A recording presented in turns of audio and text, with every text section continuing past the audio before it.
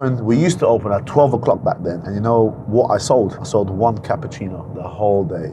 We've invested our whole lives in here. I've borrowed money from friends and family. We've taken loans and we sold coffee for £2.25. We're going down. And then when all of your financial gains and the opportunity to earn have stopped, you start thinking to yourself, oh my goodness, have I slightly over leveraged here? However, my promise to him was this: it won't go down. We won't lose. If I have to work 18 hours a day, if you have to work 18 hours a day, we will do so and we'll make it a success. We've been in the industry for 11 years. You know, Forks and Green has been a 7-year business. And yes, did it become a success? Of course it did, eventually.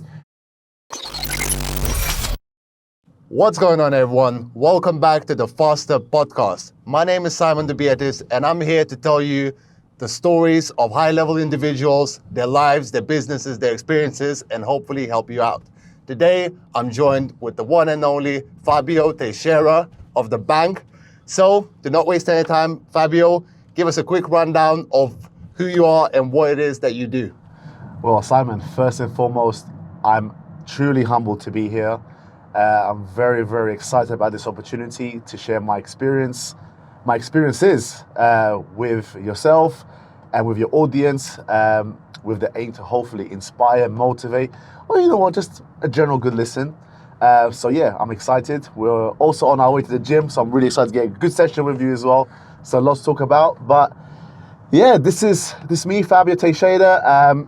Born and bred in Portugal, lived in the UK for the best part of 26 years, studied here, made a lot of friendships, a lot of relationships, done my education here, my college, my secondary school, college, university, and I've been very fortunate to be around great people, great friends, great family members, and it's opened me a handful of opportunities to be in my current position, which is I'm very humbled and privileged and blessed to be at, with the goal to, of course, move forward with the knowledge that I have, with the network that I have, and go on to bigger and better things from not just a business perspective, but equally from a motivational, a physical, and a mental perspective. So hopefully, like I said, we get to talk about where I've been, where I'm at, where I'm going, where we're going, and hopefully, yeah, just have some fun, man. Absolutely. So what are some of the main businesses that you're currently involved with? So, the main business is the Banc and Forks and Green. So we are in the hospitality industry. Myself, I have two business partners. One being my best friend, my brother, who, if anyone knows me half well, knows how fond I am of him and what we've done together. We're literally joined by the hip with businesses, with education, holidays, most recent properties as well, which I'll get into. So that's with the Banc. We opened the Banc in 2011. Actually found it in 2009 when we were 23 years of age. And because we were relatively young, we were not taken very seriously by the landlords, maybe due to our age. So it took 2 years to eventually get the lease, eventually get the business, and obviously to do the renovation, refurbishment, and then open up. So we opened at 25. This was in 2011, and then in 2015, we opened Forks and Green, which is just across the Banc, which used to be, a lot of people don't know, they used to be, not there's anything wrong with it, they used to be public toilets, and they used to be directly across from where we studied, where I met John. So we got the Langham School, which is now Park View, and then you got the Banc, and then you got Forks and Green. So it's like a triangle. So we've been around this triangle of West Green Road, Tottenham, since 1998. So these were public toilets, and then John had he had a vision. We were looking outside the window. I remember it was on a very cold autumn day, and he said to me, "Fabio, that'll be a really good brasserie, coffee shop brasserie." I said, "You know what? It would be." And then law of attraction, we opened that in 2015. We owned Tarshish in 2016 in Wood Green, a 2-floor, soon to be 3-floor. Restaurant, bar, and lounge. We opened it. We had it for 3 years. Great business, great concept, under great ownership as well now with Baron. And then most recently, going to properties. So we have a development that we started in 2009. Bigger part 2019. Due for completion May June 2023. Obviously due to COVID, inflation, recession, cost of living. We have another property lined up, which we will hopefully build 8 flats towards end of 2023, beginning of 2024, and also added consultancy to our arsenal. Being in the hospitality industry for the best part of 11 years, I like to believe we're relatively seasoned, professional. We've been through a lot of ups and downs, and I think the time was right to share our knowledge and to open a company where we consult restaurants, coffee shops, startups, or if anyone has an existing concept and they're perhaps would like to add branding, concept changes, rebranding, management structures, finances. So we're trying to now share our knowledge to those that are in need of support or want to develop or better themselves in the restaurant industry, and that's going pretty well. So yeah, that's the arsenal of portfolios of businesses that we have at this moment in time. That's fascinating. One thing that kind of caught me off guard is that you said you opened it at 23 years old, which is an incredibly young age, and I myself am 26, so this is a good kick in the butt for me. How did you even get the idea to open up a restaurant? How did that all start? Well, again, great question, and I'm going to try not to talk about this for too long because this podcast will take hours. But the beautiful story, that's the beauty of it. But the beautiful story. So myself and John, we met in '98 at school, became best friends. 2001, 2002, went on to college together, and John being Kurdish, so the whole Kurdish Turkish community, as in most communities now, but especially then, the Turkish and Kurdish community always wanted to work for themselves. Not that working for somebody or having a career, there's anything wrong with that, absolutely not. But John always wanted to have his own business from a very early age. I remember in the beginning when he was 16, he wanted to open a car wash by himself because car wash was something that was really elevating at that time. So we were finishing university in 2009, and we found a unit. One of our friends actually found a unit, and I said, "Oh, this would be a great restaurant." He brought John in, and John said, "Fab, John loves shisha, hence why the Banc we have a shisha lounge. John loves to smoke shisha. I love it too, but he's loved this since a very young age. So he said, look, I'd love to open a lounge here in North London.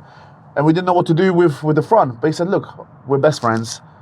We're practically joined by the hip. We go holidays together. We study together. We eat together. We used to play Pro Evolution together, coursework together, whatnot, you name it, we used to do it. So he said, look, I'd really love for you to be my partner if you're interested. And I said, listen, mate, we're joined by the hip. What's ever going to happen is going to happen. If it doesn't work, we'll just pick ourselves up, dust our shoulders and go back and do something else. And that was the mindset. I just wanted to have fun with my best friend. I didn't think about failure. I didn't think what would happen, what would not. I just thought, you know what? I love spending time with you. If we can spend time and hopefully make a living out of this, then let's go for it. And so we found the property in April. I'll never forget, April 2009, when I just turned 23. John was 22. And we opened in December 2011, where 25. So it took 2 years, but that was a kickstart. Yeah, at the age of 23. So that's fascinating that you guys, like you said, you do everything together, you work together, and I think for a lot of people, starting a business with their friend or their best friend or family is very scary. So what do you think are some character traits or some of the necessities that you need in order to work well together and make sure that, obviously when you spend so much time with someone, there's bound to be disagreements, there's bound to be fights. How do you prevent that from escalating and make sure that you stay together as a unit and grow together? That's a great question. And I know what I'll say is subjective, and of course subjective to me. It can work either way. I'll be the first to say that I am pro partnerships because I am in partnerships in all the business that I'm involved with. Some have not worked, which I will discuss later on during this podcast. But working with my best friend, with my brother, although not my blood brother, but I'd like to say on the same level, if not higher than that. It's not about blood, it's about loyalty, support, it's about confidence, it's about upbuilding. I believe I tick all those boxes with John. We've hardly argued. When I mean argued, we've never had a punch up. And John, if you're listening, eventually, let's not have a punch up, by the way. It'll be a messy one. But we've always learned to respect each other's boundaries, respect each other's spaces. I know what makes him tick. He knows what makes me tick. He knows if the red button has been pressed, whether on purpose or accidentally, and so do I. but it's that respect and that love that we have for each other, which is beyond a business transaction, which is beyond a friendship transaction. It means that we can be organized, communicate. If we have to take a little walk for 5 minutes to an hour to reevaluate and then to apologize, for us, it's never who's right, who's wrong. It's about compromising. It's about the best end goal and end product, whether it be for our customers, whether it be for ourselves, whether it be for our families. So I enjoy working with my best friend because I know how he works, he knows how I work, and we're able to, and this takes time, this takes experience. So if anyone is there that has a partner who's a best friend and you're having an argument or you're going through problems, or equally if it's a partner that's just an investor or has no connection with yourself whatsoever, you have to learn, in my case, how to put your business partner hat on and take it off. And you have to learn how to put your brother friend hat on and learn how to take it off. Because arguments will happen, disagreements will happen, bad service, bad reviews, a member of staff may like one partner more than they may like the other, which it happens. A decision on pricing, a decision on a certain dish, a decision on social media. There's many things that as partners we may disagree, but the overarching achievement is always what's best for the customer and what will be the best decision ultimately. And we always think about this.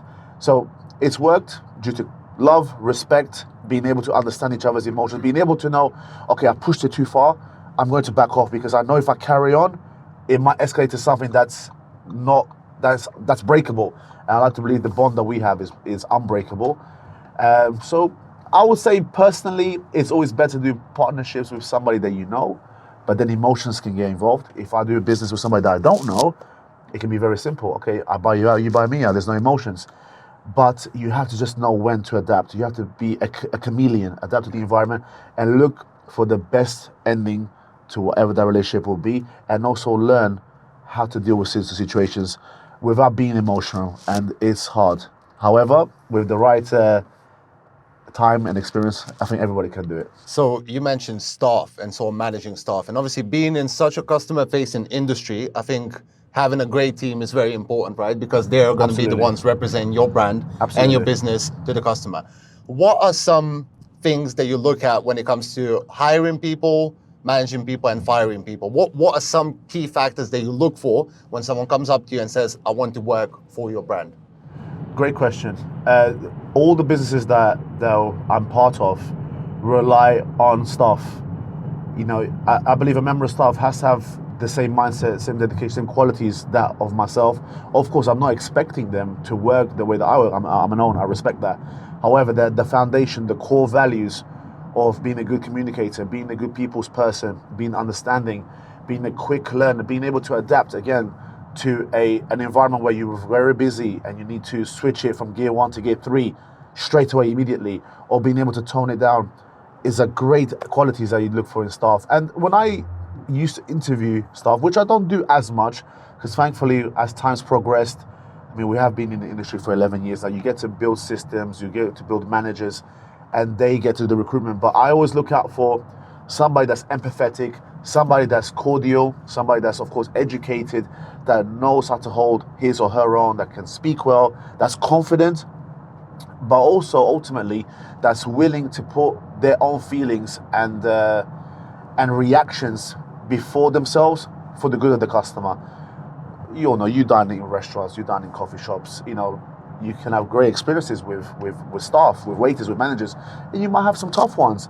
Because at times I believe that, especially, which is another topic I know we'll talk about, people's mental state and their mindset and just in general their tolerance levels can sometimes decrease. But when you're in the service industry, you need to be able to take a deep breath, get ready for service, be energetic, be a good communicator, conquer the room, and be there to serve and be hospitable to that person, because it's hospitality at the end of the day. That person has decided to come to your venue to spend their hard-earned money, which is something in the UK, in the world right now with cost of living going up. So you have to make it extra special. The chefs have to cook great food. The chefs have to be motivated. The staff have to be energetic, but they have to be motivated. And that's where myself, John, and Maz is John's younger brother, who's also part of the Banc in Folkestone Green. That's our job now as directors, operational directors, motivators, energy changers. We've got a team now that's there to do a job. How can we get them to be at their best best potential to ensure that that customer, those customers that come and visit you, walk out thinking, you know what, I didn't just have a great meal, I had great service, I had great ambience, I had great drinks, and I would love to go back there. And then the challenge is, how do you replicate or even exceed that? And I think these are the qualities that anyone that's looking for staff, especially in hospitality, I think those are the key factors that one should look out for to get that return on investment. So you mentioned stress management, right? And that after COVID and stuff, people have changed when it comes to mental health, stress management. And before this podcast, we sat down to eat, we had breakfast, and I was with you for about 25 minutes, half an hour, but you see your phone's popping off, you know, there's all sorts of things going on. There's good phone calls, bad phone calls. Of course. But you're smiling when you're walking around your restaurant where we were sitting, you're saying hi to everyone, you're very cheery, you're very energetic. How do you make sure that no matter what's going on in your business life, you still, like you said, put on that customer service hat? Absolutely. And you make sure you're happy, and you make sure that you don't, I guess, sort of bring that energy into work, whatever problems you have. How do you stress manage essentially? What are some of the tips you'd have for people to manage a hectic lifestyle like yourself? Again, fascinating question, and one that I absolutely love to talk about. And I'll tell you how it started. It didn't start as well. So I used to be in telecommunications before I got to hospitality. And I was a manager. I was leading one of the busiest stores in London, exceeding records, breaking records, which is something I'm very proud of up until now. But I was also a very serious person, and I am serious. However, I can't hide my emotions, or I couldn't hide my emotions very well. So for example, when I'll be at the bank, fundamentally, or even Folkestone Green, I'll be watching, I'll be managing, it's called shop floor managing. So you get to direct your staff. Can you go to this table, can you go to that table, can you check on that table? So you're a bit like a general. But then something may go wrong, which it happens, you know, we're humans. I'm dealing with humans, I'm a human myself. You know, for me, the most annoying sound in hospitality in a restaurant is the sound of cutlery dropping on the floor. You know, for 11 years, I just want to scratch my face because I hate it. So when I used to hear this, for example, my face will change. Or I'll have a food delay, or a member of staff spill a drink at a customer, which again, things happen. But then I'll be so stone cold and so angry that it would affect not only my staff, but equally customers that are friends of mine or just maybe knew me from word of mouth or even now from social media.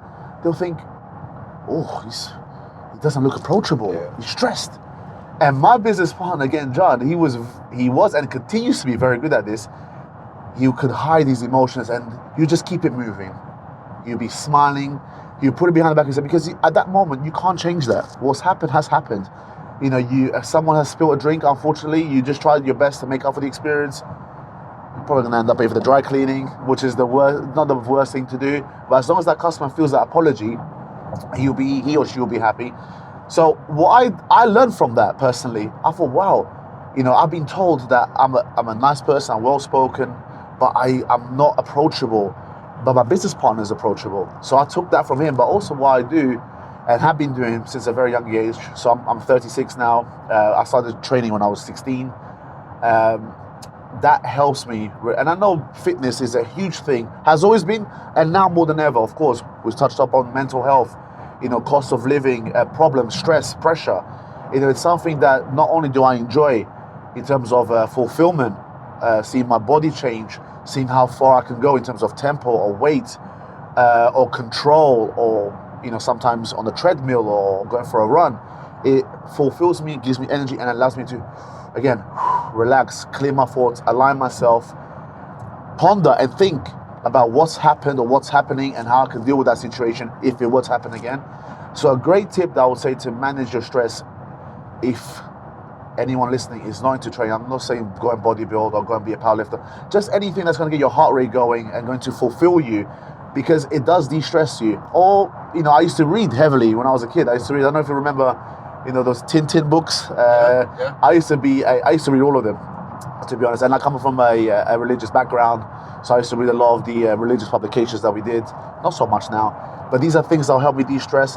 But definitely going to the gym, having a workout of some sort, being with my friends, training in the gym. I actually know quite a few fitness fitness celebrities, fitness people, and it's nice to engage. I mean, you're into fitness yourself. I mean, we're going for a session now, so I'm quite curious to see what you can do. That was the one condition. It's like, we'll do a podcast, and but we have to train in the middle. Yes. I was like, all right, cool. It's going to be cool. I'm looking forward, and I'm going to follow you today. So, and next time, if we do another one, which I hope we will, you get to follow my routine. But these are some things that have helped me and continue to help me to lower my stress level. So it's very interesting when you said about, sometimes your staff will mess up, whether they spill a drink or someone like that. And I think as someone in a management position, obviously even being an owner, you have even more riding on it, and you look after a lot of people. How do you walk that line between, on one side, being almost a dictator-like, you're there screaming, shouting and things like that, and on the other side, some people are too soft and they become pushovers, where they actually have staff undermining them, of course, and not listening, not respecting them. How do you balance that? How do you choose when to be maybe more stern, and how do you manage those relationships with staff? Because I think, based from my outsider's point of view, obviously I don't know the internal side of your business, but when I walked into your business this morning, you weren't there, everyone's smiling. When you walked in, everyone's smiling to you, the mood didn't change. It wasn't like you came in and it was like, oh, fuck, this guy's here, everyone's faces drops, right? Yeah. Everyone stayed positive, which means, from my perspective anyway, the staff clearly like you, but at the same time, from the service I received, from the way the restaurant seemed to be managed, everyone's on top of their game, right? Absolutely. So what are some tips that you'd give to people who are in charge of people or managing people? Fundamentally, and this is something that I try to learn each and every day myself, I love football, and again, one might think, what's that got to do with the question? But I'll explain. As a football man, you look at football management, football coaches. I support Arsenal. If anyone didn't know, I'm an Arsenal man. And I think one of the greatest managers ever to grace world football, grace Premier League, is Arsene Wenger. But also, as a football man, you get to see, for example, how Sir Alex Ferguson managed, Jose Mourinho, now Jurgen Klopp, Guardiola, and even a few, Harry Redknapp. You look in the World Cup now, look what the managers of Japan and South Korea, they're doing. You're dealing with man management and micromanagement of a squad of 26 plus players, plus you got all the teams below, under 21s, under 17s, under 18s, the B teams and whatnot. So my question has always been, I'm fascinated, especially now that I'm more into it, how someone like Pep Guardiola, someone like Jurgen Klopp, somebody now like Arteta, who's an Arsenal manager, how they're dealing, and you get to see this, for example, on Amazon Prime, when you see documentaries, when you go on YouTube. So I try to change my style of management by reading about the psychology of managers and the psychology of humans in the workplace. I am a motivational person. I am an energy changer. I believe I'm a light bulb. You can press the switch, the light will come on, but if I'm in a dark mood or if I'm in a dark place, that light bulb is off, and then the whole energy will change. So I've tried to learn how to manipulate my energy, especially when it comes to influencing customers, influencing my staff. So out of the two, I'll leave Maz out of the equation for the time being. John was always, I would say, the sterner owner, where he's respected but he's feared. When he comes in, people will know, okay, well, the boss is here. With myself, I was a bit more, because I'm more involved on the service side of things. They build a bit more of a connection with me than they will with him, because he's available, I'm part of the service. I'll be serving. John no longer serves. He doesn't need to. It's more the creative, the menus, the pricing, the social media, the rebranding, the furniture. I'm more operational, so that's my role. He's creative director, I'm more operational director. So I realized that a lot of staff, they'll be comfortable with me, they'll do the job, but they won't do the job in a slightly more professional way than they would do with him, because they saw us both, although they respected us, the comfortability levels were different. And of course, we want to ensure that the energy, the atmosphere, the professionalism is at an all-time high, 7 days a week. So I had to learn to be able to adapt to being the nice guy that I am. And it's not that my partners are bad, far from it. But being nice, but also not letting my niceness be a weakness. I will serve with you. I will clean toilets with you. I will do the bar with you. I will be on the floor. However, when there's a time for a conversation, I call it hammer time. The hammer's coming down. But I will do it with the utmost respect. I will do it. You have to empathize with people. as a manager, as an owner, as a people's person, it's not about shouting, get out of here, leave, or you're sacked. That's very easy to do. It's about how you're going to sit down with that person and engage with them, make them understand this is our standard. This is unfortunately or fortunately what you've done. However, it doesn't quite correlate with the ethos of the business. Can I support you? Can I train you? Can we advance to ensure this doesn't happen again? I'll monitor it. I'll sit down. I'll do my minutes. If it happens again, you offer a little bit more support. If it doesn't, you have to be honest and say, unfortunately, it's not quite working out between us. Perhaps you're not great for me, or perhaps my venue's not great for you. That's fair enough. But it always has to be in the respectful environment to ensure that person doesn't leave that place with a grudge. That actually feels, okay, I tried. It didn't quite work. I was given the support. And if it doesn't work, I'll have a beer with you in the pub next door. It's no problem. But you have to treat people with respect. But you have to show when there's a time to work, there's a time to work, and there's time to play, there's time to play. But people also need to understand and you have to be relatable. They need to buy and follow your philosophy. And I believe this is what my staff do, and this is what we're trying to do now with the bank, with John, with Focus and Green. And because all three of us are on the same page, it allows it to be a lot easier when you go from one brand to the other. So yeah, but I've learned a lot from research, a lot. It's interesting that you basically use sports as an analogy for business to study the game theory behind it and then applying it to the business life and the entrepreneurial life, which is, I think, a very interesting concept, because a lot of great athletes have similar personality traits to great entrepreneurs, right? Whether that's taking risk, whether that's working hard, there's a lot of similarities. So what would you say are some people or sports personalities or celebrities that you look up to and that inspire you? Oh, give me like either the main one, the top three. Okay, why. I'll give you my main one, and this may not be a surprise to a lot of people, but so as growing up in England, so I came to England in 1996 as a 9-year-old going to 10. I was very fortunate that I had a friend who lived next door to me, who no longer lives in the area, but we still keep in contact here and there. He had cable at the time. So there was no Sky, there was cable. And on cable, there used to be, I believe it was TNT or whatever channel it was. So you get to watch wrestling. So I was a huge wrestling fan.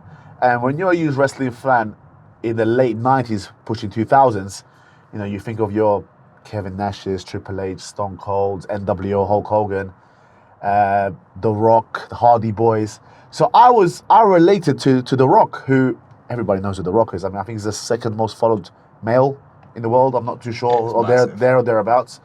And if you look at his transition, and if you know of his story, where he was raised in Hawaii, if I'm not wrong, and then when he's changed over to the US, and having only $7 in his pocket and trying to make it in pro football in America, and then it didn't work out, and then he became a wrestler. It wasn't working out, and then he reinvented himself, and now he's gone to Hollywood, arguably Hollywood's most sought-after actor, probably one of the highest paid. But he was relatable to me. Charismatic personality, energy changer, a joker. I believe I can be quite funny sometimes. And also bodybuilding. I was in awe of these guys when I used to watch them through a screen. Okay, they're all 6'5" plus. I'm 5'8", but you have to make do with what you have. So I started training. I started working out. I started getting that fulfillment. I started doing my sideburns like he did. I started going to the off licenses back in the day when there was no YouTube, no Facebook. Obviously, you are the top shelf, which we're not going to talk about, but just below the top shelf, there used to be the fitness shelf. And then you go there with your school book and you start taking down routines. So these are things that you follow from a young age. So The Rock has always been special. I'm yet to meet him. So Rock, if you're watching this, I want to meet you. And it'll be really good. It was good because I connected with somebody when I was a child, but equally I've connected with somebody now because he's a multiple business owner. He's got his his contract with Under Armour, if I'm not wrong, in terms of his shoe range and his tracksuit range. He's got his tequila and... his tequila, I think, is meant to be one of the biggest spirit deals in history. There you go. He made an incredible amount of money off that. Yeah, there you go. Successful. And you got somebody as well that has a family, that does movie after movie, somehow, some way, which is something that I'm trying to do, is be accountable, goes and trains, whether it's at midnight or 4 in the morning or 5 in the morning. It seems like somebody that has a balance to his life, and one could argue he might have the resources, nutritionist, gym, apparently has his own gym, but I try to use it as accountability. If he can do it, I can do it as well. And this is when you think of, again, talking back about gym, how the gym has helped my life and helps me keep my stress levels down and be motivated, be an energy changer, which is something that, again, I used to energize and motivate my staff. He was one person that I continue to relate to because he was able to adapt in his generation, work hard, fitness, social media, movies, and able to raise his game when needed. So definitely somebody that I look up to. And then you got a couple more in the food industry. I mean, look at Nusret. I know this is quite controversial, but you got to give the man credit. This is somebody that couldn't speak a word of English that's become the most sought after celebrity chef in the world because he sprinkles salt on a steak. But when you get to eat his food and when you follow his journey and get to see that people that come from humble beginnings can actually do well, whether or not they've been thrown a bone by somebody, given an opportunity, but work hard, be accountable, be a humble person. I think humility is something that goes a long way. Make sure that you connect with people, make sure that you're real, and eventually you get to reap the rewards. So that's something that I've noticed with a few people that I thought. Of course, there are others more inspiring, more motivational, but definitely The Rock, from a very young age till now. I actually thought that Nusret's hype would die out eventually, but he's getting stronger. I mean, just the other day, he was at Qatar with the president of FIFA and Ronaldo and Roberto Carlos. I mean, but again, he's also been able to adapt great food. He's adapted hard work and being smart with social media, which is something that I don't know we're going to discuss in terms of we're definitely going to talk about personal brand, because that's what he did, right? He leveraged a massive personal brand. Yes, he did. To then grow his business. But now we've got to get a workout in. Let's go get a session. Let's go get a session. Let's we'll be back in a second. We'll be back in a minute. So we just had a killer workout, but unfortunately we're in a sunny UK and it's 4 o'clock and it's already dark. So hopefully the video quality is going to be good enough. We're improvising. We switched off all the lights. Yes. People probably got to be looking at us and thinking we're a bit crazy, but you got to do what you got to do. So I had a crazy back workout. Really, really enjoyed it at Craftism Gym. Amazing gym, great atmosphere, great people. Indeed. It was my first time there, but it felt like home. And that's what it's about, That's what it's all about. No matter if you own a restaurant, if you own a gym, that kind of customer service creates memorable experiences. Absolutely. So let's talk about that a little bit. When you were building a brand of the Banc, how do you build a high-end brand like that always has demand, that always has people calling your phone, trying to get a table? What separates you guys from a restaurant that's empty on a Saturday night? You saw the phone calls, right? And the I did. It interrupted the workout a little bit. I'm sorry. So it's the night of the Tyson Fury fight. Absolutely. And his phone has been going off, like just literally every 5 minutes someone's trying to message him, trying to get a table, and you guys are fully booked out, right? Absolutely. And by the way, what's your prediction? Fury or Chisora? I got Fury. Around? I think 7 to 9. Yeah? Personally. Because Chisora's got a chin on him. And he likes to take beats. So we'll see what happens. Let's see.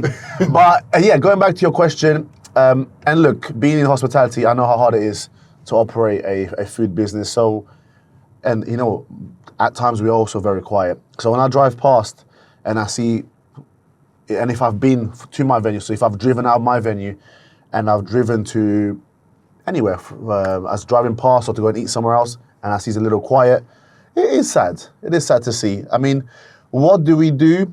I believe being born, so I'm 36, I was born in the 80s, late 80s, and I can adapt this to business. We were taught, my parents, my grandparents, to work hard. You have to work hard at everything they do. My mom worked 2 jobs, my dad worked 2 jobs. But I think you've come now to an era, early 2000s, now mid 2000s, now 2020 and whatnot, where a lot of people are working smarter. You can argue whether they're working harder, but they're working smarter. So I always believe, and this is when I talk to my managers and to my partners, we need to try to adapt both approaches. Social media is a huge part of it. Don't get me wrong, if social media was to go tomorrow, I believe we've done enough and well to keep the name of the brand alive. Whereas some businesses may not be able to have the same luck. But to keep, it's about branding, it's about the reputation that you have of your restaurant. That reputation stems from great service, consistency, great ambience, great energy, great food, of course, and you got to be relatable. You see many people, whether they are builders, whether they are gym owners, you look at car models. Car models change every 2 to 3 years. It needs to be relevant. And what we've done at the Banc and at Focus and Green, especially the Banc, because it's a busy venue, it's a night venue. You've got the luxury of having a shisha or a drink or a meal and a dessert. You have to be relatable and relevant, especially with so much competition opening up. You have to rebrand. You have to keep your guests intrigued.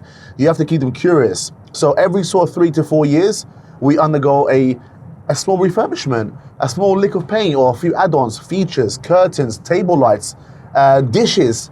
So these are the things that keep you relatable and keep your customers coming back. And of course, you have to use marketing to your advantage. Nike uses Cristiano Ronaldo. Pepsi uses Leo Messi. They don't have to, but they do. Why? To keep themselves relevant and ahead of competition. I think a lot of restaurateurs, maybe not as much now, but maybe fail to catch that bandwagon where you can market and advertise with influencers, whether it's a foodie or someone with a great account, but the account has to match the ethos of your business. I will not invite somebody that, even though they have a great account, that I don't feel will be relatable to my business, or maybe their followers might not be my target audience. But you have to use influencers, you have to get people behind the doors, because you can only push your brand so much organically or paid, but when you invite or collaborate with others, it also reaches a certain amount of people that you cannot reach. And then when they come in and think, oh wow, the same experience that person had, whether it's a collab or not, is the same experience that I had. So I think it's a mixture. Rebrand, be relevant, change your dishes, change your plating, staff uniforms, a little bit of deco here and there. And of course, don't get me wrong, it's a great thing that's worked for us. We spend a lot of time at our businesses, myself, John and Maz, to welcome customers. You get to know faces, I know so many customers that I know their order, so they don't need to tell me the order. I know it, because that's exactly what they eat all the time. And I think this is what keeps you relevant, because word of mouth, I know I've spoken a lot about advertising and branding, but word of mouth will always be the number one point where customers and people come to you. And word of mouth, especially if it's bad, it spreads faster than good. So you always have to ensure that your reputation is good. And of course, get that mindset, that drive down to your teams. Hence why the briefings have to be great. The approaches, we spoke earlier about how do you motivate people, how do you motivate your staff, how do you take off your business hat on and put your friend hat on, or your motivating hat on. And I think these are things that we've been able to accommodate and add to our arsenal, which then allows for popularity. And I think it's also, you have to be focused. You can't be complacent. We have become complacent at times. I think everybody does. But I think the great thing about having partnerships, which is something we discussed prior, is if one is down or one is low, the other one could uplift and motivate you. And it's definitely a key ingredient for anyone that's in business. Forget even business, friendships. People going to school and to university and college. If you're down, or if you're upset, or if you're going for mental health issues, or if you're stressed out, talk. Talk, open up. There's no shame in that. And you can adapt all of these emotional approaches that you have in life. You can adapt them and apply them to business to create a better return on investment. So I think that's one of the key things that we try to push throughout the longevity of our business. Don't stay complacent, essentially. Don't get too comfortable. Even if you are on top, make sure you stay relevant, keep adapting, and absolutely build on top. There is a saying: the wolf on top of the hill is not as hungry as the wolf climbing the hill. Again, it's subjective. And by no means am I saying that throughout the businesses that I've had that I was the wolf on top of the hill. Again, it's subjective. I like to believe that we are a popular venue. Of course, we can't please everyone, but we strive to. And if we realize that we haven't pleased somebody, we always try to go for an approach of humility and effort to make them feel, okay, it's a one-off. we're going to try again. And again, it's a mindset that you relate to that you correlate to your staff. But with competition coming up, and if you are perhaps the best at what you do in your job, in your career, at your college, university, at your course, or in your business, having competition, it doesn't allow you to stay complacent. And over the last sort of 5 to 6 years, a lot of competition in London, in North London, has arisen, whether it's a breakfast market, brunch market, late dining market, shisha market, whatever market you want to consider. And of course, you can be complacent. You get tired, especially when you do the same routine over and over again. But you have to always remember where you started, the experiences that you've had, what got you there. Keep on top of your basics. Your basics got you there. And if you can add further things to your arsenal that you didn't know before, which you can get from a podcast, hopefully somebody got it from this, a little something, from a book, by going to the gym, by just generally by opening up. I think it's very important to, if you're feeling a certain way, or if you've gone stale in anything in life, you have to go back to the drawing board. You have to go back to the basics. You have to talk, open up, and do whatever you can to reach those heights again, whether it's for financial purposes, emotional purposes, physical purposes. We should always strive, and I know it's quite cliche, to be the best version of what you can be, but more ultimately, use the resources that you have to get there with the utmost respect and humility to whoever you're going to draw energy from. And we're energy, humans, we're all about energy. And hence why, we had a great session full of energy from all around the building, from everybody. And it made the whole afternoon amazing. It's made this second part of the podcast amazing. And yeah, absolutely. So obviously you guys have been around for quite a long time, considering the industry you're in, because obviously there's a very high failure rate in the industry that you're in, right? But were there ever any memorable moments you can think of where you were basically thinking to yourself, right, this is the end? And how did you overcome that? Anything that sort of pops to mind? Absolutely. I believe this is an example I may have mentioned before, but it's one that always comes to my mind. And always, when I'm feeling down or when times are low, i.e. we've had a very tough year. 2022 has been arguably one of the toughest years in the world, especially in hospitality. We've been hit, we're recovering from COVID, from a European war, which has affected cost of goods, delivery of goods, price increases, inflation, recession, and a topic which perhaps on another occasion we'll discuss, Brexit. Brexit has had a huge effect in terms of staff, but a massive issue or problem that I've had, where I thought to myself, what have I done here? This was, if I'm not wrong, in 2012. So unfortunately, John had to go to Turkey for an emergency. A relative was not well. So I was alone at the bank. It was myself, my chef. So I was doing the drinks, I was doing the service. It was myself, my chef, and I had the kitchen porter downstairs. Because we weren't crazy busy, and if I serve 20, 30, 40 people, I could do it by myself, because it'll be in stages. And we used to open at 12 o'clock back then, on a weekday, so it was 12 till 12. And you know what I sold? I sold one cappuccino the whole day for £2.25. I'll never forget it. Probably back then an expensive cappuccino, but the whole day with 2 members of staff there, forget myself in terms of a wage or dividend, because we wouldn't even think about those things back then.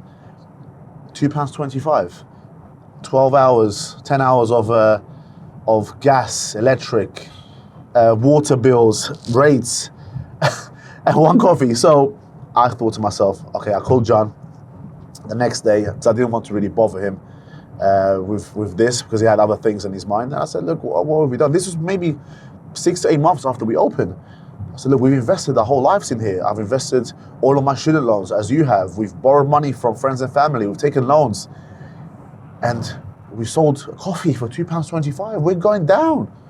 He said to me, he reassured me, he said, Fabio, don't worry. He goes, we're going to be okay.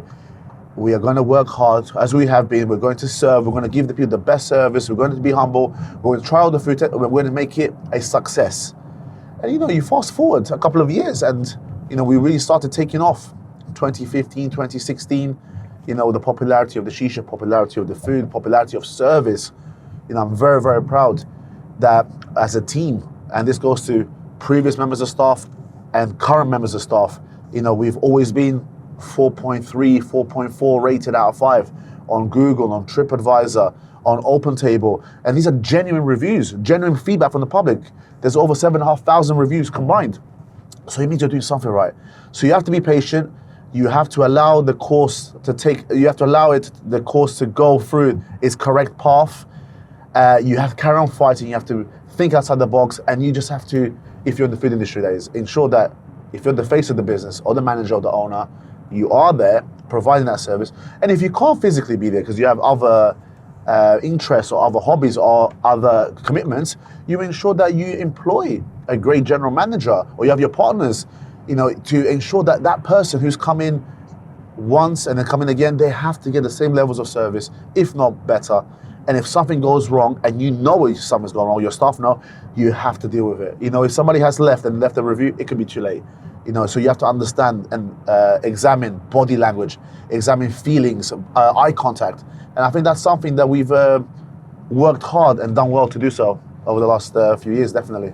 It's really fascinating how you said that even when he was going through a tough time, your partner, when you needed him, he was there, right? Definitely. So you called him up, and like you said, he's there in another country dealing with an emergency, and you probably called him up with this mindset that, like, listen, we're done. Yes, yes. We're going down, and it's very easy to get lost in that spiral. Like, absolutely. In life, you get sad, then you get depressed, and it's hard to call out. Absolutely. And even at that point, he was there for you, and he reassured you, which is, I think, very important. Like you said, not to get lost in that downward spiral. Absolutely. And just to sort of break out of it. The world, sorry to cut you off, the world can be a very dark place if you're not careful. I know there might be a lot of people that bottle up their emotions, their feelings, because I used to be one.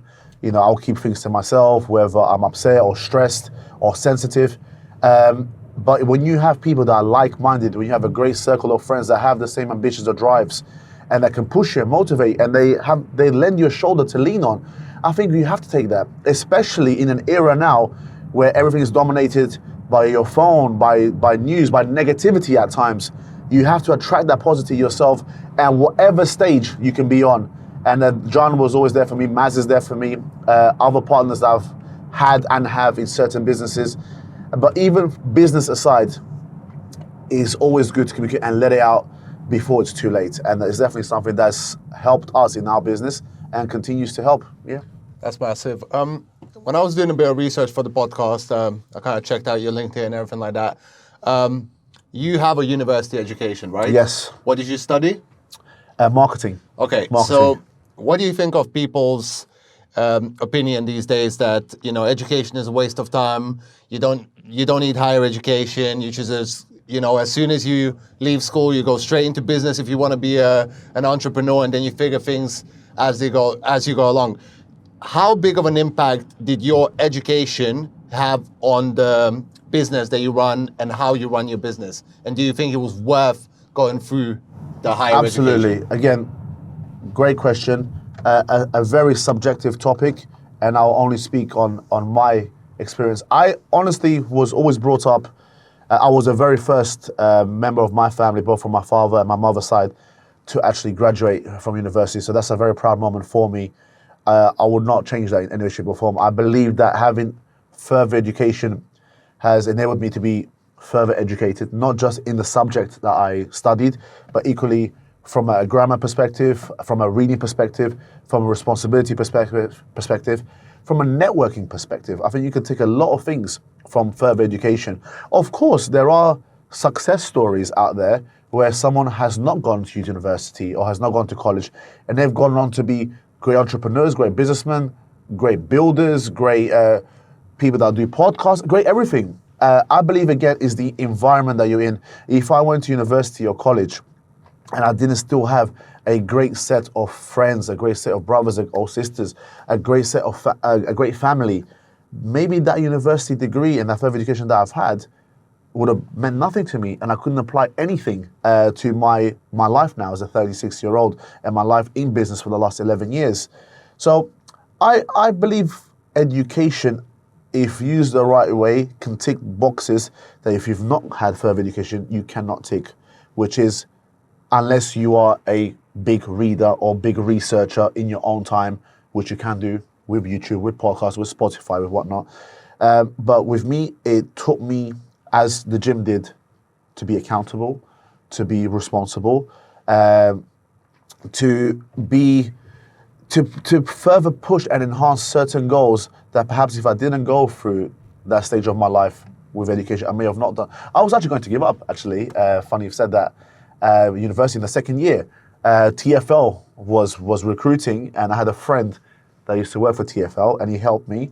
And I think there was a train driver position, and at the time, I think they were offering 35 or 40,000 pounds. I can't remember exactly. And as a 19-year-old, 20-year-old, you're thinking, wow, yeah, that's great. You know, I'll earn X, Y, Z after tax. It's enough to save to put money for a mortgage eventually and have family. But again, my family mentioned, if you want to leave university, you can. But it's your choice. Weigh up the pros, weigh up the cons. All of my friends were in university. They said, look, we started this journey together. We drive together. We go to the gym together. We study together. Let's finish and see what we do. And it actually worked out, because had I not gone to university, I would have never opened the bank. I would have never had Forks and Green. I would have never had the partnership of Tarshish that I have for 3 years. I'm not saying that something better or worse could not have happened. Only God knows. However, for me, it definitely worked out. And I believe that if you're able to educate yourself, if you don't want to go to university or college, that's your prerogative. But continue to self-educate yourself in some things that perhaps a teacher, a college or a school or university cannot teach you. But definitely education is essential for whatever it is that you want to do in life. You mentioned reading a couple times, right? Yep. We obviously just spoke about self-education. What are some of the books that have left a big impact on how you operate in your life in general? What's something that comes to mind? You know, great question. And I'll be very honest with you, I don't read as much anymore. I try to have the odd podcast here and there. But I was raised as a Christian, so I used to read, not that it's applicable to business, of course, but I used to read a few biblical books, and that helped nurture my journey in terms of being a man, or being a humble man, or being a hardworking person. But, you know, I think you might have to cut that part because I don't remember what book I read. I can't think of a book, actually. But that's interesting, right? I think we leave it in there because I think different people learn differently, right? Yeah, definitely. And even with reading, you have people who are just, they basically sucking in all the information they can, but they don't do anything with it, right? So I guess in your case, it's about taking action and then learning through doing. Absolutely. Like you said, you started a business at a very young age. And I think what some people do these days, they become sort of self-help zombies, right? Absolutely. And I was at that stage at one point where from the period from maybe 18 to 22, 23 years old, all I was doing was taking in information. And I was thinking that by some magic, if I read enough, if I listen to enough podcasts, I'm just going to succeed. Yep. But if you're not doing anything, if there's nothing you're working on, then all of that information isn't helpful. It's like reading every bodybuilding book and magazine there is, but never going to the gym. Absolutely, absolutely. Look, as humans, you know, our brain is a sponge. You know, we'll take on as much information as we possibly can. It's how you apply that information. You know, of course, studying marketing in university, there was tons of books that we had to research and dissertations that we had to do. And albeit I cannot relate to that specific book that I read or that I researched or that I done a script on, those fundamentals that I learned about marketing have allowed me to market my business in a certain way. Okay, I didn't learn about social media because social media wasn't a huge thing when I left university. But again, the fundamentals of market research, cash flow forecasts, you know, to do P&Ls, which are things that were part of the business module that we did that included marketing. These are things that are highly applicable when I opened my own business. You know, myself and John, we typed and we wrote our own business plan. We didn't go to an accountant and pay a couple of £100 for it to be done. We done all ourselves because there are things that we've done before. So this was beneficial and influential to the business, especially at the start. But yeah, I completely agree with you. Whatever it is that we learn, you know, whether it's a podcast, and again, that's for anyone that's watching here, you know, whatever information that is beneficial that they take, whether it's a joke or funny or applicable, how are you going to apply that in your day-to-day life? And not necessarily business, just in general. And I think the end product is something that has to be definitely considered when anyone is taking so much information from whatever source. And then that output should generate stability, like I said, whether it's mental, physical, emotional, in whatever it is that you're searching for. So, yeah. So you spoke about religion a couple times, right? And like you said, when you were growing up, that was a big part of your life. Yes. How did that impact you as a man, as far as like the principles that you had, and did it have a positive impact on you when you were growing up? Absolutely. Albeit I'm not actively following the religion, I still remember all the basic principles that I was taught. It taught me to be respectful. It taught me to be humble. It taught me to be considerate. It taught me to be forgiving. All the things that majority, if not all the religions, aspire to be. It was constant. We used to meet 2 to 3 days a week. So I did that for the best part from when I was born till I was 16. I was used to go with my mother and my sister. But it taught me discipline. I was a very good reader, very, very good reader, very good speaker, because I had to address a certain number of people in a room, which was quite fun, very nerve-wracking. But what it did, it allowed me to present my presentations in college and university. So I was very confident. So I'll be able to talk to my classmates, 20, 30 of them, and with absolute ease. And people used to ask me, how do you do that? And I said, look, I used to talk to and preach and be relatable to over 120 people in the room, maybe 5-6 times a year. So it taught me that. It taught me, of course, values, valuing people, valuing relationships, love.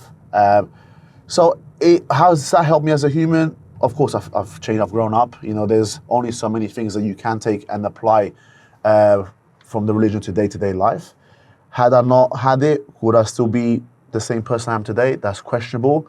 However, I believe a large part of who I am today is down to those basic beliefs, which you don't have to be religious. If you follow, if you're a good person, or if there's somebody you aspire to be, or there's somebody that runs their life a certain way, whether that be a religion, whether that be science, whether that be the universe, affirmations, I believe it's good to believe in something, and it's good to live your life in accordance to some sort of belief that can help you become a better person than if you didn't have it, you wouldn't be.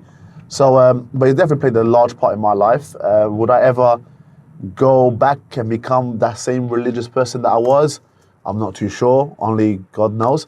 But I believe that those same principles that I was taught by my mother, by my aunties, my uncles, my family members, are things that I can help and push with my own children in the future.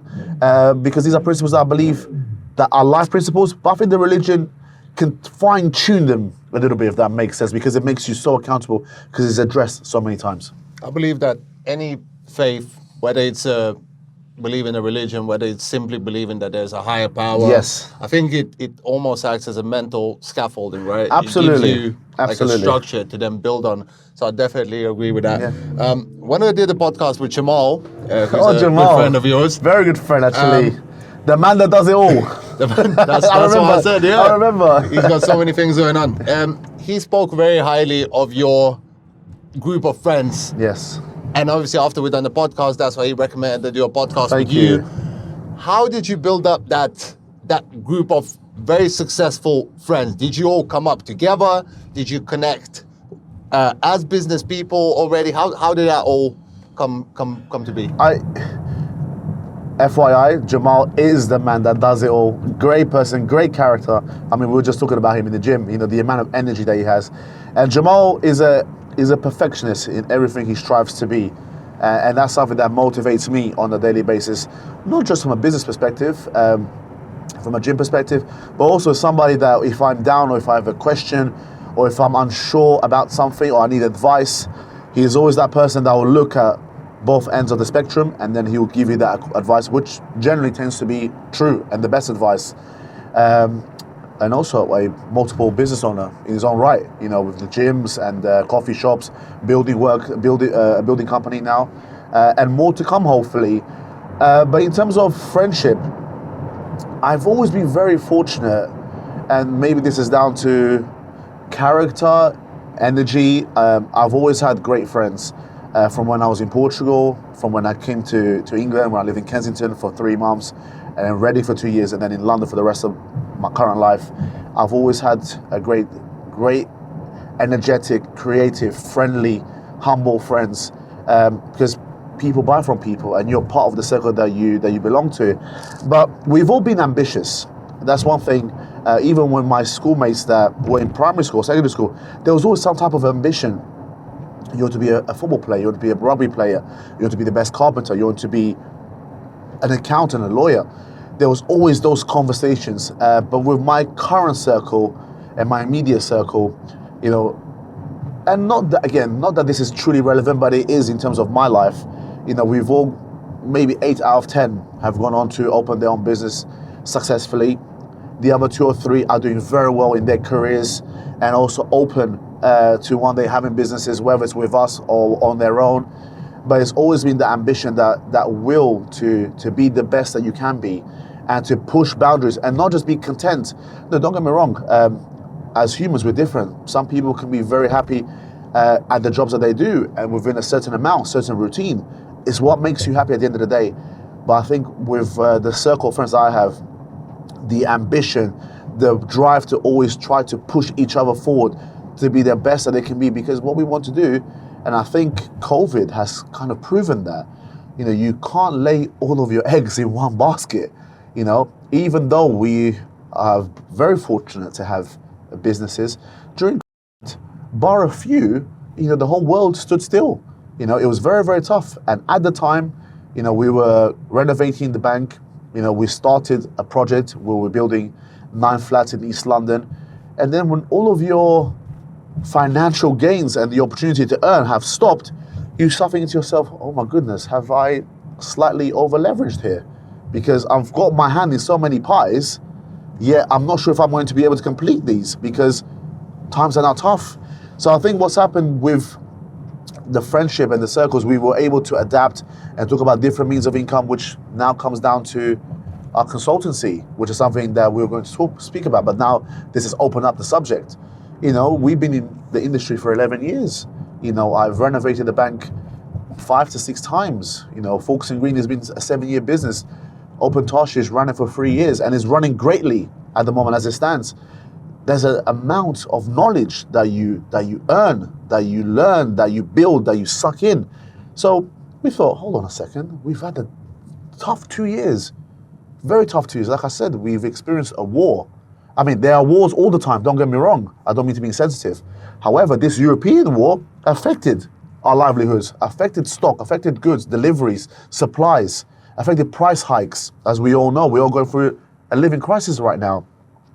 So how can you think outside the box to come up with new ways to generate income? And again, Jamal in his own right started his consultancy and said, guys, I'm doing pretty well here. I'm getting a couple of quotes. I'm getting a couple of inquiries. You guys are in the hospitality anyway, more experienced than I am. You run a juggernaut in the bank. Why don't you try your luck? And in January of this year, we opened it, got about 25 to 30 queries immediately. Some great queries in terms of, I want to open a business, this is the budget. Others, how do I do P&Ls and whatnot, which every query was welcome, don't get me wrong. But it just showed that by having an idea, of course, you have to invest in the website, you have to invest in social media, you have to invest in pictures, you have to invest in teams. You know, it wasn't a very simple procedure. Okay, let me just open a consultancy firm and boom, you know, the gold mine is going to open. No, it takes hard work. It takes advertising. You have to go on camera. You have to showcase what you're doing. I had to go through severe examples, how I changed menus, how I opened the bank, what happened when this situation happened, how do you deal with staff, what's the best caterer, what's the best kitchen design, how do you deal with legalities and planning applications. So these are things that you have to go back down memory lane, because when you get approached by a client and you have to discuss it, they are there to buy your knowledge. They're not, I see the point of consultancy as I see having a bodybuilding coach. If you go to the gym and you hire a coach, whether it's online or physical, you want to get results the quickest way possible because you got somebody behind you or with you that's experienced and he can show you and tell you how to get there because you paid him for it. With the consultancy, you may have opened a coffee shop or a restaurant where you perhaps feel that you're not getting the best return of investment that you planned, or that you're not getting bums on seats, or that your social media is not great, your books are off, and generally you're not happy. And if you don't get your act together, you may lose your business. So we've come from a place now, okay, we've been here for 11 years. Our businesses are sustainable. It's taken a lot of work, it's taken a lot of time, Would that change anything? I wouldn't. However, how can we now apply, how can I now not use my hands labor-wise and start using my brain and make a transaction out there and add value? If I can make a penny from that, but I can add value to someone's business, someone's life, so be it. And this is what having a great network of friends can do. Allow you to better yourself and ensure that you're ticking all the boxes. So yeah. That's fascinating. Well, you mentioned adding value, and I think that's what a lot of people miss when they trying to look into starting a business. So they look into whatever is the hottest industry right now, whether it's drop shipping, whether it's trading, whether it's this or that, but they forget the fundamental thing about adding value. And I think that's absolutely massive. So you mentioned that you wouldn't change anything, right? But let's say if you were to do it all over again with what you know now, what do you think would be some things that you would focus on a lot more in the beginning to fast track the growth of a restaurant?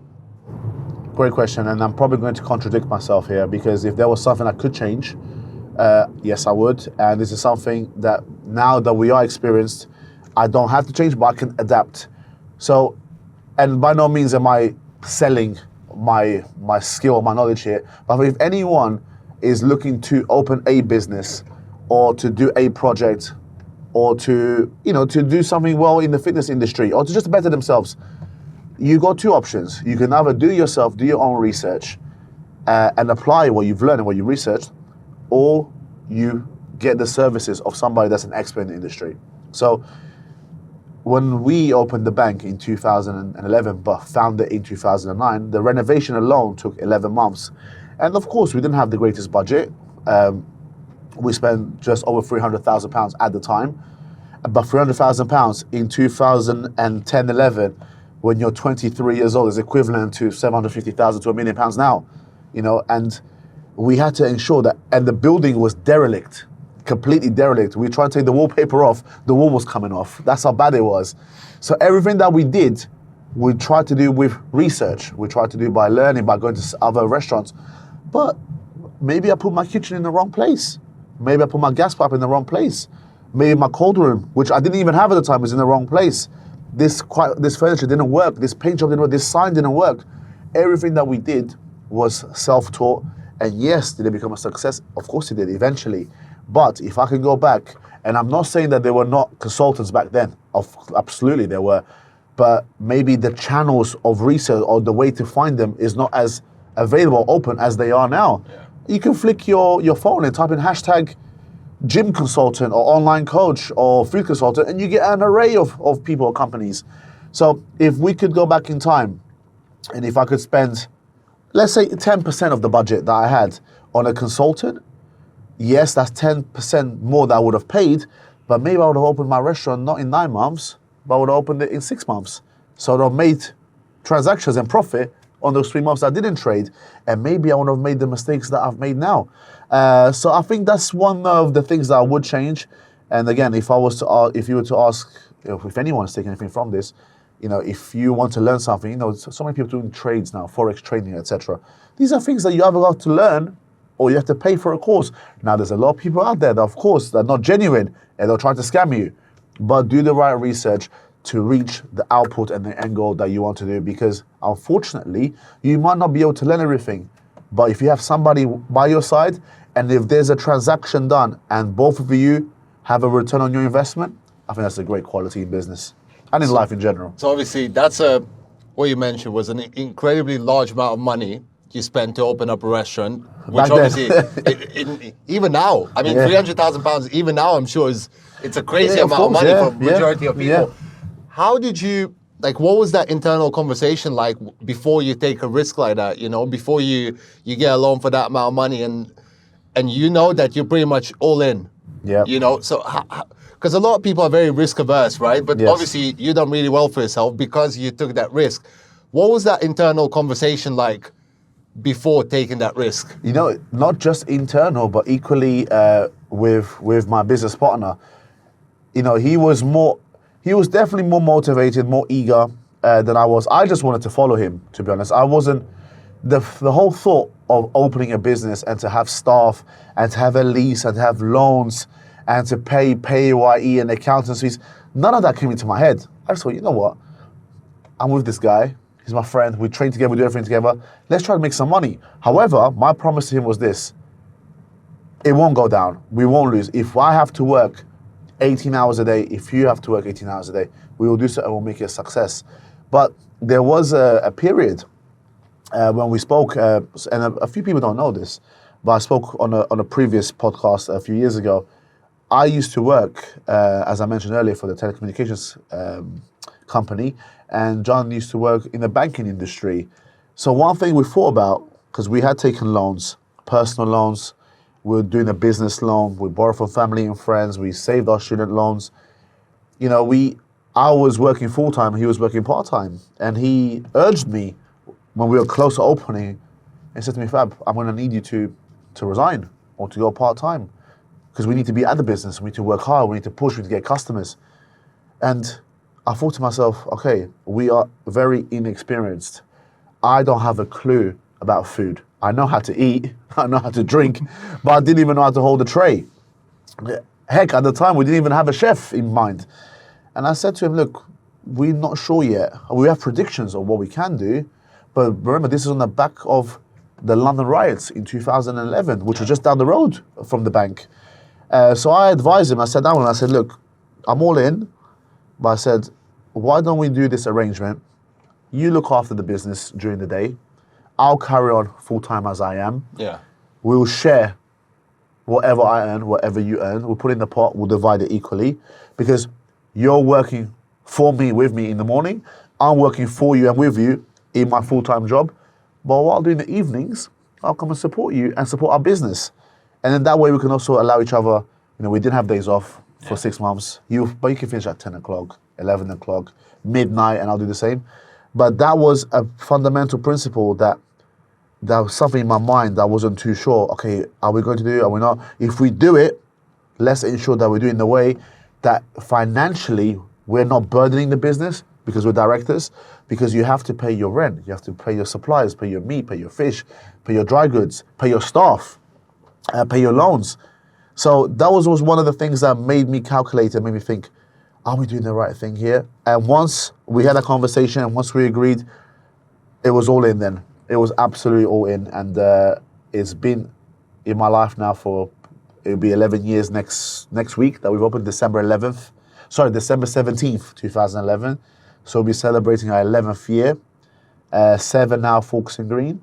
And we have obviously hopes of expanding, whether that's in London, in the UK, or perhaps abroad, depending on the cost of living, depending on opportunities. But there's always tough conversations, However, with the right advice, talking to the right person, the right reassurances, but again, putting in the work. If we didn't put, I can't even know, 70, 80, 90 hours a week, whatever it was, no days off, would it have had the impact they had today? I question that. I question that, really. Yeah, it's a big key, obviously. Yeah. At first, you gotta go 110%. But if someone is, let's say, interested in starting a business like that, what would you say from a consultant standpoint and a professional standpoint, obviously, what would you say are some things that they should really look out for and watch out for when you first start out? What is something that a lot of people that are new miss in this industry that can cause sort of detrimental damage? For you to have a business, and I'll talk about the food industry, hospitality, first and foremost, you have to have the capital for it. You can be as ambitious as you want to be, and I'll never question anyone's ambition. However, if you don't have the funds or the means to do it, and you will try to acquire by loans or whatever the method may be, that's already a very sticky starting point. So definitely have the funds and the capital ready. If you're going to open a restaurant, because the restaurant down the road does really, really well, and you want to try to take some of that market, or you see how potentially amazing that it is, because you can work out a number in your head, you're destined to potentially fail. You have to know the target audience that you want to reach. You have to be aware and research of the concept which you want to bring to the area. Let's say, for argument's sake, if a strip or a high street has, top of my head, 5 Turkish restaurants, and you want to bring in a Turkish restaurant because Turkish restaurants are doing great, they're all busy. I'll question, why don't you do maybe Turkish with a twist, Turkish fusion, or look at other cuisines? Because you want to differentiate yourself from your competition. And of course, you have to look at your brand identity, your concept identity, your decoration, your online presence. How are these things foreseeable when you do open your business? You know, in terms of operations, your cold rooms, your service areas, your kitchen, your extractors, where all these, every little detail has to be scrutinized to ensure maximum output.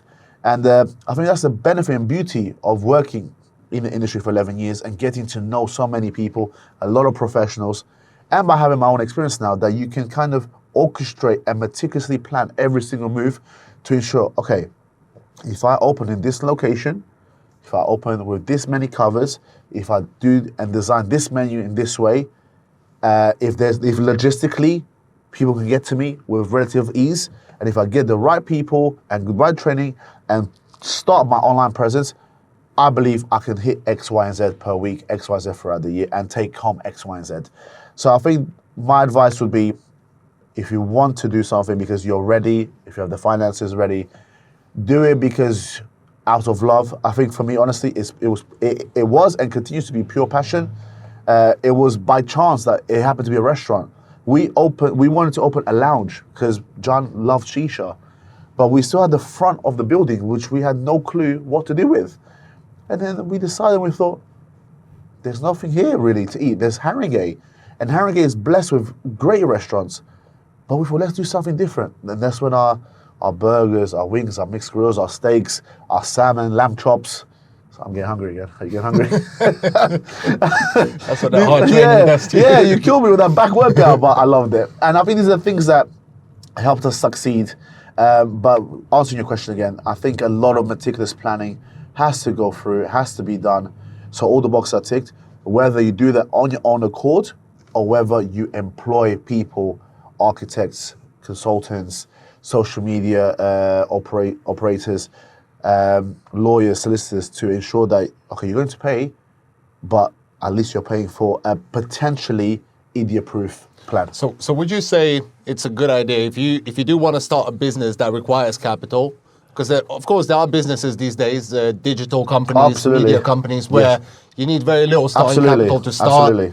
But if you are to start a business like a restaurant, would you say it's a good idea to first get a high-paying job that then allows you to save that capital, save the money, and then increases your potential sort of lending power and things like that? Do you think that's a good idea? Good route to go through? Look, everybody, of course, has this. Look, when I opened the bank, I'll be honest with you, we saved majority of our student loans from the university. We were there for 4 years.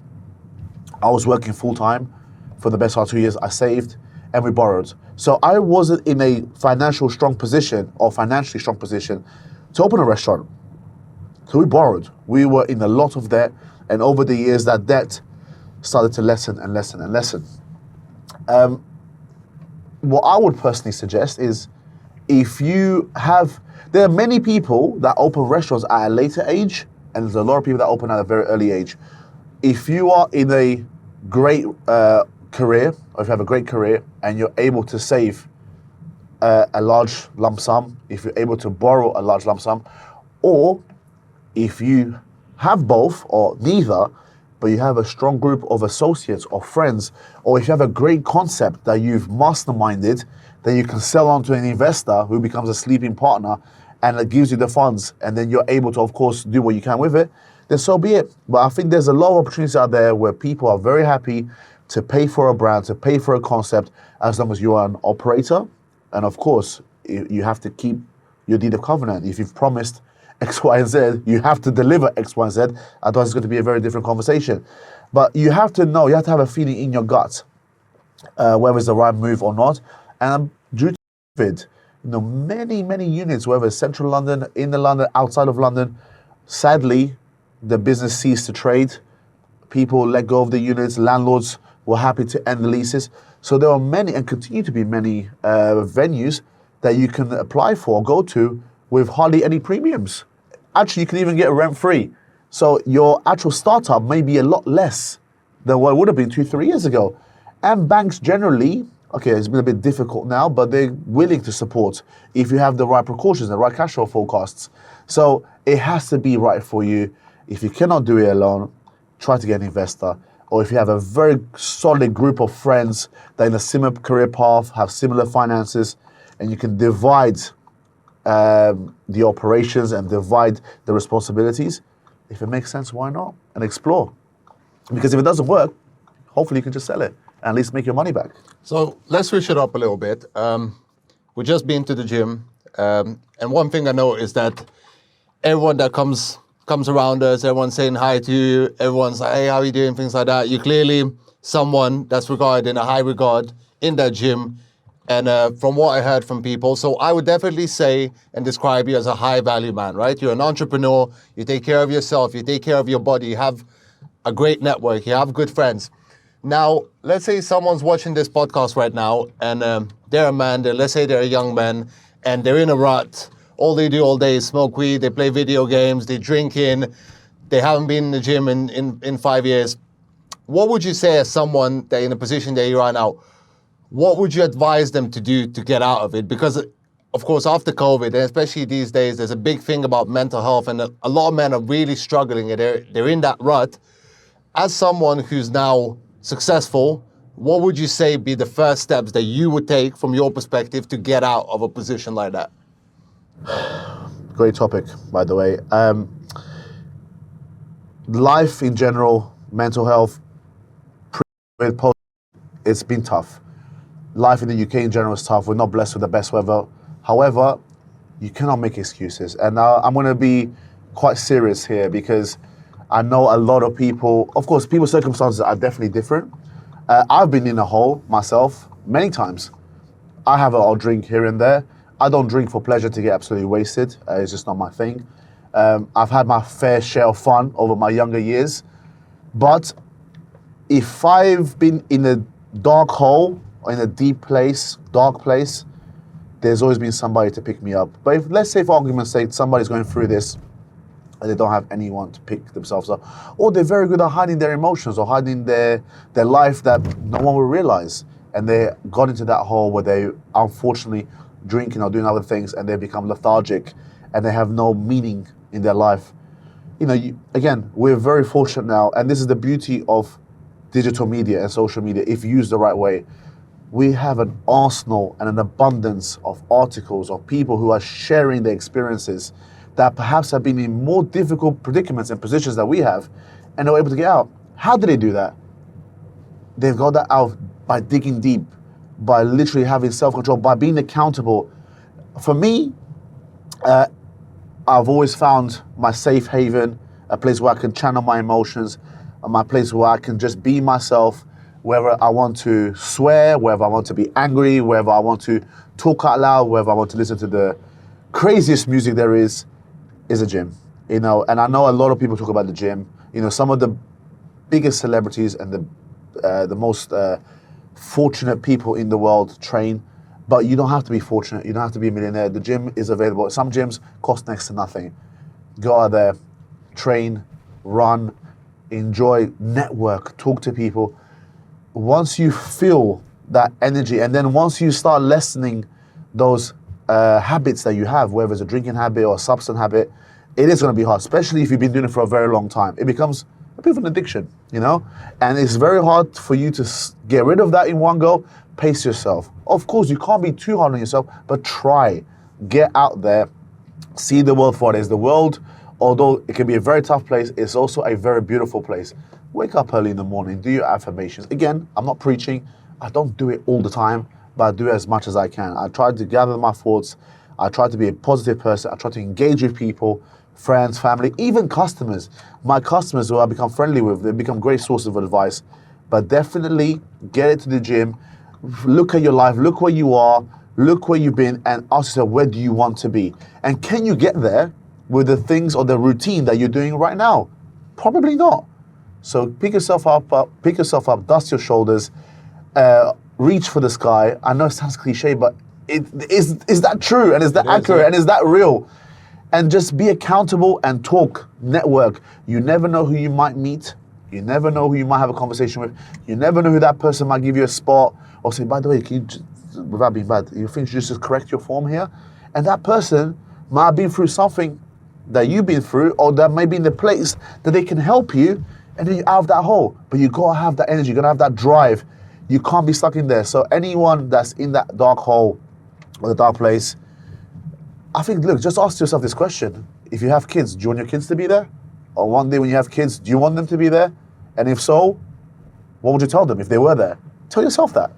You know, it sounds a bit harsh, but that's the truth. I think there's too many, and without disrespecting anyone, there's sometimes too many excuses, too much of a blame game, or the weather, or mental health, which is very real, by the way. But we are humans, you know, our bodies go into certain modes to fight certain things when under stress or under risk.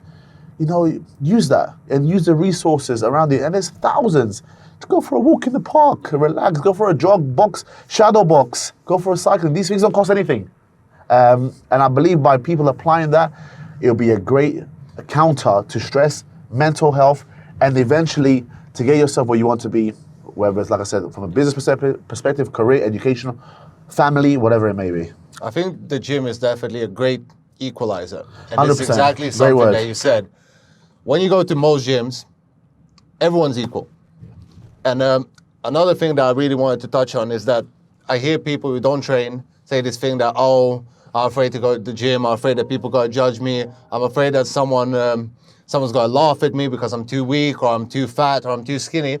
But you know it firsthand that every gym, majority of the people, I'm talking 99% of people, are incredibly nice. Absolutely. Because we're all there for the same reason.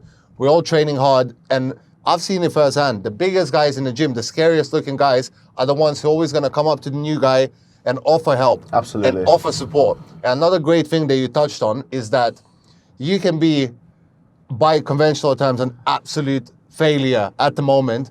You get to the gym, it's your first time there, you've been fired, you don't have a job, you're in severe debt, and you can be training next to someone who's making $2 million a year, and while you're at that gym, you're on the same plane. Absolutely. You know, because the only thing that matters at the gym is hard work.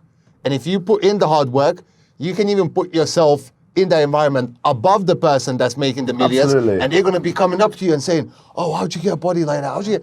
And that gives you so much value and leverage Absolutely. that you can then use that to build your network. Absolutely. And can I be very honest with you, just to touch on the point, there are people that perhaps are not comfortable in how they look or how they're presented or their weight or their height or skin, hair type, skin color, unfortunately, whatever it may be. We've come to an era now where everything is on a handset.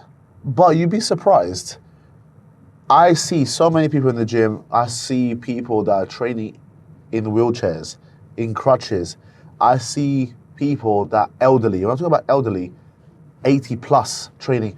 And can I be honest with you? When I look at that, do you know what I feel? I feel motivated. And I'm not just saying this for the camera. I look at it and I think to myself, wow, what the hell is my excuse? Okay, I've worked a long shift today, but most people do that in some way, shape or form. I always say, and I always have these battles with myself in my brain. You know, I battle my own demons where I do get tired. Of course, if you're tired, you need to rest, noted. But you always should think there is somebody out there somewhere, maybe even quite close to you, that's going through what you're going through and worse, but they're here trying. And when I see somebody that's got a disability or elderly and they're trying, they're pushing, they're doing shoulder raises, they're doing upright rows or whatever they're doing, I think to myself, wow. I actually, in my head, I'm clapping them. And sometimes when people walk past me, I say, hello, how are you? Just want to say that was really inspirational and motivational because I mean it. So my advice is, no matter how you look, no matter how you feel, any particular factors within yourself that you're not happy about, don't worry, put your headphones on, put your hat on, put your hoodie up, get on with it. And then when you start documenting and seeing your results, you'll think, wow, that's the best thing I've ever did. And I believe it's true. There's so many success stories out there of people that felt a certain way, that they didn't want to be bullied, or they have been bullied. And then once they've gone to the gym, it's like, and you'd be surprised that everybody's actually very welcoming, like you said. You know, all the gyms I've trained at, and I've trained in some of the most, pardon my French, some of the most ghetto gyms in the UK. And it's not whether you're a certain size or certain height or have a certain status. People in the gym generally, they just want to train and they want to support. As long as you don't go in there with attitude and you're a good person and you're humble, why should anyone pick on you? You know what I mean? You know, excuse me, are you done with the machine? Can I jump in? You know, these are generally things. Even if you're walking around, don't walk around like you're big time Charlie and then the other person has to move, because these are the things that create tension. Be humble, do your thing, be respectful. If you're worried about a certain feature, put your hoodie, put your put on your glasses, sorry. I think that's quite strange when people train with sunglasses. But put your pods on and just get on with it. Absolutely. You mentioned something earlier. You mentioned positive affirmations. Is there something you do every day that kind of helps you stay balanced, stay focused? Do you meditate? Do you journal? Is there anything like that in your day-to-day? I apply affirmations, again, not on a daily basis. I'll be lying if I said that. Again, based on someone that was religiously active, I pray occasionally, but I always try to align and gather my thoughts. I have many conversations with myself, and I know it sounds crazy, but you need that. I like to self-tune myself. I like to realign myself. I like to be positive and affirmative to all the great things that I have. And at times, and again, this is perhaps quite laughable, I actually, at times, I'm thankful for sometimes the lesser things or the bad things that may have occurred, because I don't see it as a loss. I see it as learning. So, okay, this has happened in my life, or this happened in my business, or within my family or friends. It's not cool. It's not good. But how can I use this so my brain can take it as a sponge, and then ensure that it doesn't happen again with another family member, with another member of staff, with another business decision. So I always like to reflect. You know, I don't do any journals for now, but I at times take notes of where I am, what I'm doing, what has worked, what hasn't worked. I'm going to start documenting my workouts. I'm going to get a notebook and start, reps, weight, exercises, which I think, again, it's all about being accountable. I'm training with somebody now, a great trainer, who is very old school in terms of her training and pushes me to my limits. And why have I done that? I've done it because it came to a point that I was starting to feel lethargic. I was starting to feel demotivated. But working with somebody, yes, I've made a transaction. I'm paying for a service, but I'm getting a return now. And that return is I'm falling in love with a certain body part again. I'm falling in love with training again. I'm being accountable. And then I can apply the same methods to my other training regimes. So, and this is the whole point. Again, think about where you are, what you are doing, where you want to be. And this is not even in the context of business, just in general. Just in general. As human beings, we're all about progression. Everything that we do is about progress. If you're not progressing, you become and you feel lethargic. And what can you do to progress? And sometimes you'd be surprised, the little things, just being accountable and affirmative and being thankful about making sure that whatever actions or goals you set in place, you are actually finishing them off, and you're hitting that goal and you're fighting for it and you're being aggressive. I'm not saying physically aggressive. I'm saying aggressive to ensure it's like a deadline of a coursework or a dissertation. You have to finish it, otherwise you're not going to get your grade. Yeah. It's the same thing. You mentioned appreciating the bad days and appreciating the failures and the challenges. There was one thing that I've heard that absolutely changed my life. There was a YouTube video of someone basically saying that a great way to look at life is to gamify it. And I'm not a big gamer, but the way he explained the concept absolutely changed my outlook and my beliefs. He basically said that every time you face a challenge, it's like a level up in the game. So if you play in like an RPG game, and I haven't played in years, right? When you fight a little monster or something like that, your level always goes up by a bit. Okay, yes. And then when you have your boss battles, your level goes up dramatically. Yes. And if you apply that to life, it's like every time now where I'm going for a really challenging time, I'm like, all right, this sucks. This is a really bad time for me. I feel really bad at the moment, but I know that the level up is going to be massive. Absolutely. It's going to be huge. Absolutely. And then that's a great analogy, by the way. When you look at life that way, it changed my life completely. Because now when I'm going for a really challenging time, yes, I'm stressed. Yes, I might be sad at times. Yeah, I might feel miserable. But deep down, I'm telling myself, listen, you're going to come out of this so much stronger And that's another analogy for training, Absolutely, right? absolutely. You break down your muscle in the gym. Yes. The harder you train, the more you suffer at the moment, Yes. the more you get out in the long term. Absolutely, absolutely. Our brains, you know, I was listening to a Tyson Fury interview, who ironically is fighting in a few hours. You know, the body doesn't actually know when it's about to fail. The body can't tell. It's the brain. The brain is a receptor for everything, all the emotions. And it comes down to everything that we spoke about, the mental health, the challenges, being lethargic, being in a dark hole. You know, and again, I know it sounds easier than done, and we've all been there. Heck, I sometimes go through things, it takes me a while to get out of it. It takes me a while to get back to my momentum. Oh, I've been doing it for so long, I was the same routine. But change it up, make it fun. But again, talk and learn to manipulate your brain, manipulate your thoughts. If you carry on doing the same things, you get the same results. That's a phrase that's very applicable to me, into my life. Yes, I'm very fortunate, very happy to where I am. Do I wish for more? I wish for health. I wish for family and friends to be healthy. I wish for stability. I wish to improvise. I wish to better myself, create a legacy and a future for my offspring to come, God willing. But I can't do that if I carry on doing the same things.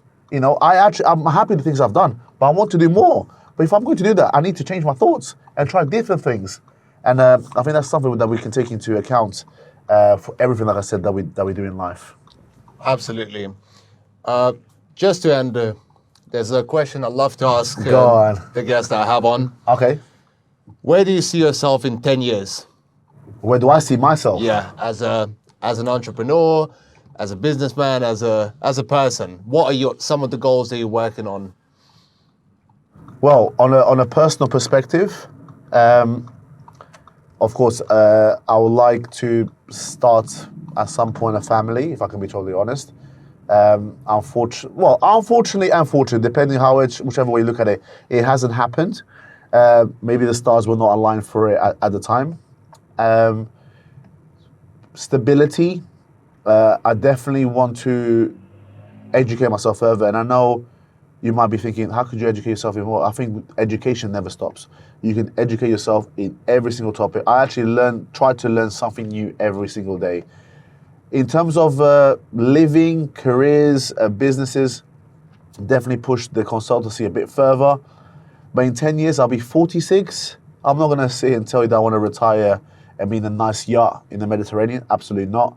I want to continue operating businesses, whether it be the current business that I have or future businesses, perhaps internationally.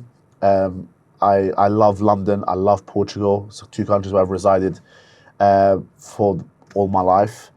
But there are opportunities elsewhere, which I believe we may be ready to tackle at some point, maybe sooner rather than later. So that's definitely in the equation or in the formula. I believe we've got a great model. I think we've learned a lot, whether it's operationally from consultancy or with the business. And I believe there are further endeavors and further areas and people that we can reach out to carry on. And of course, create a legacy. I want my legacy, our legacy, to be, you got a couple of guys that came to this country from their very difficult circumstances. Their parents and their grandparents worked their absolute asses off. Now they're here, continue to work. You got educated, you've done well. You've opened a couple of businesses that have done very well. So that's you doing your legacy.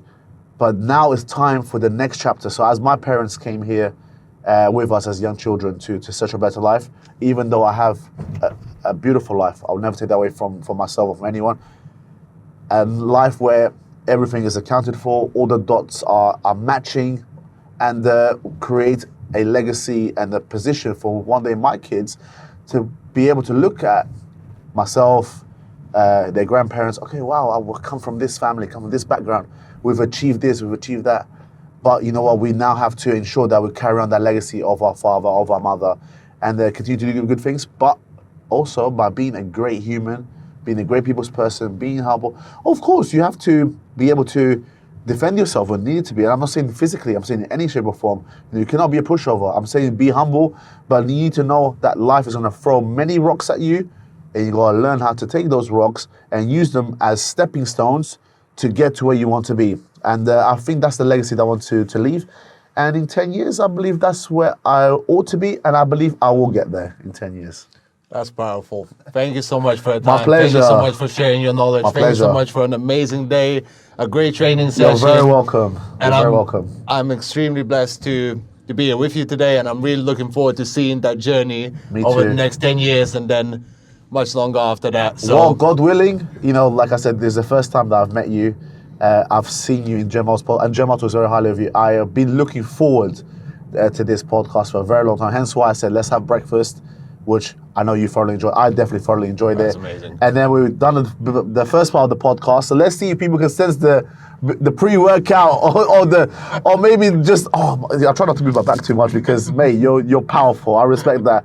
But look, everything that goes forward, I like to think we're friends now. And anything that happens, we should do this more often. Get Jamal involved. You had a chat with John today. Get him involved. And anything that happens furthermore, why not? Let's do it. I really appreciate it. Thank you for having me. Sir. And I'll thank you see guys you for watching. Thank you. Just as a little thank you, make sure to leave us a like. And if you enjoyed the content, please subscribe to the channel. I'll see you all soon. Take care. Oh, man.